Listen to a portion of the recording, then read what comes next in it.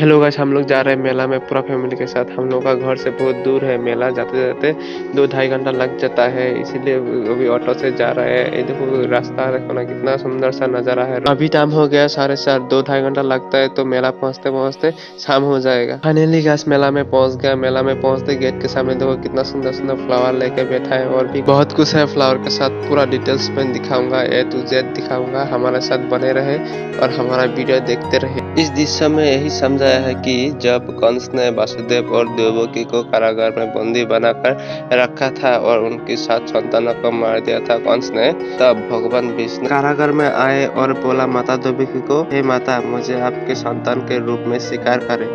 और आगे देखते हैं क्या है।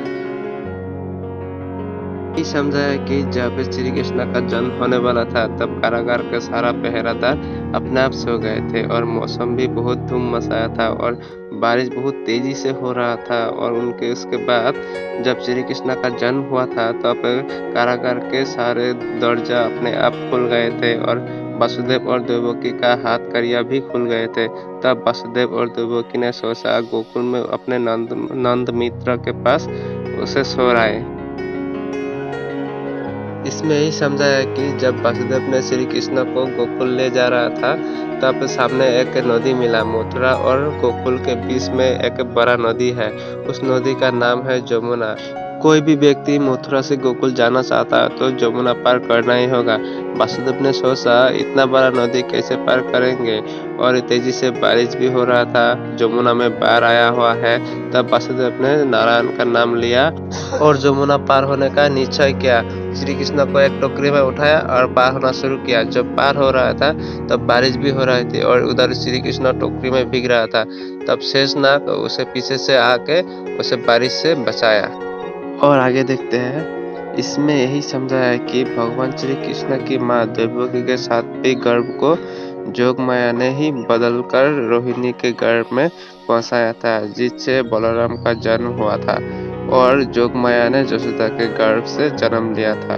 इनके जन्म के समय यशोदा गहरी नींद में थी और उन्होंने बालिका को देखा ही नहीं था। वही कंस के कारागार में देवकी का 8वें पुत्र का जन्म लेने के बाद वासुदेव उस बालक को नंद के वहां यशोदा के पास लेटा दिया, जिसे बाद में आँख खोलने के पर यशोदा ने बालिका के स्थान पर एक पुत्र को ही पाया।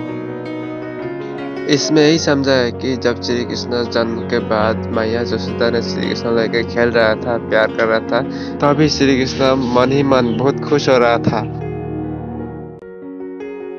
आप लोग कहीं ना कहीं पर तो सुना ही होगा कि श्री कृष्ण जन्म के कुछ ही समय बाद किसी राक्षस को मारा था, तो वही राक्षस है जिसका नाम है पोतुना। जब भगवान कृष्ण 6 महीने का था तभी पोतुना आया था उनको मारने के लिए, मैया यशोदा के रूप में दूध में जहर देके तभी दूध पिला रहा था। उसी टाइम पोतुना का वध किया था। ये है चक्रासुर जो भगवान श्री कृष्ण को मारने आए थे। तो उसी टाइम श्री कृष्ण 4 साल थे। 4 साल के उम्र में चक्रासुर को पटक पटक कर मारा था। ये है मैया यशोदा और श्री कृष्ण। आप लोग कहीं ना कहीं पर तो सुना ही होगा, जब श्री कृष्ण बचपन में मिट्टी खाया था तो उनके माता उनके मुंह में पूरा ब्रह्मांड देखा था। ये वही दृश्य है। ये है श्री कृष्ण और उनके मित्र जब गोपियों के घर चोरी करने जाते थे तो मटकी बहुत ऊपर लटका के रखते थे, तो कैसे खाए, तो उनके एक एक के ऊपर एक मित्र उतर के उसके बाद माखन खाते थे, इसीलिए तो श्री कृष्ण को चोर भी कहा जाता है।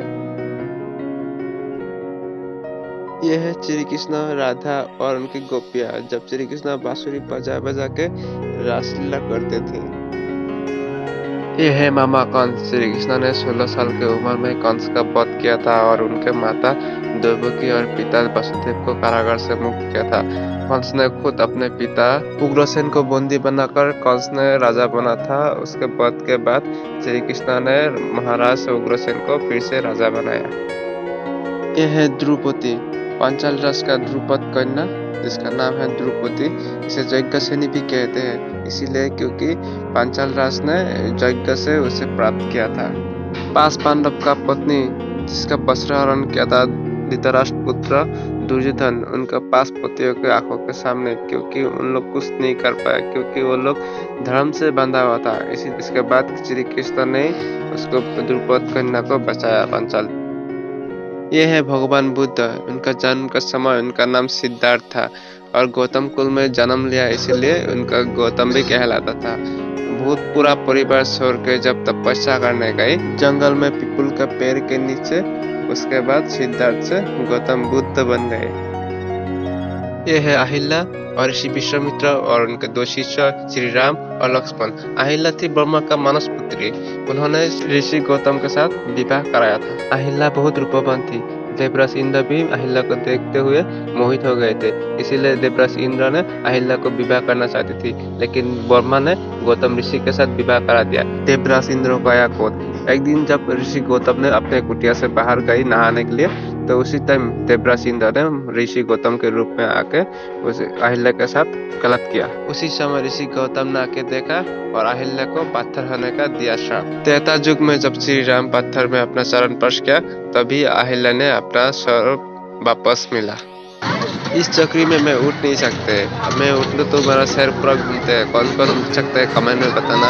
कौन कौन इधर इस चक्री में उठ के रह सकते हैं, कुछ नहीं होता है। इसमें तो और भी खतरनाक है। इसमें तो इतना डर लगता है, रह ही नहीं सकते। एकदम ऐसा लगता है कि कुछ हो जा रहा है।